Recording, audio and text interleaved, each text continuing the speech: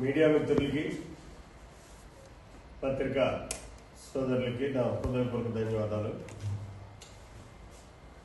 నమో వెంకటేశ్వర.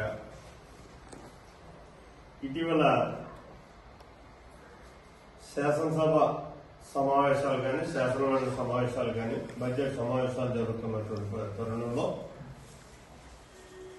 కేవలం పెద్దల సభ అయినటువంటి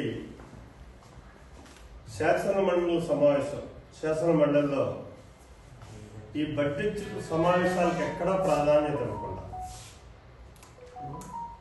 కేవలం తిరుమల తిరుపతి దేవస్థానంలో వాళ్ళ టైంలో ఏ అపచారం అయితే జరిగిందో ఆ అపచారాన్ని మరుగుపరుచుకోవడం కోసం ప్రయత్నం చేసే విధంగా పెద్దల సభలో వ్యవహరించడం అన్నది చాలా తీవ్ర అపచారంగా నేను భావిస్తూ దాన్ని ఖండిస్తూ, ముఖ్యంగా ఇక్కడ ఈరోజు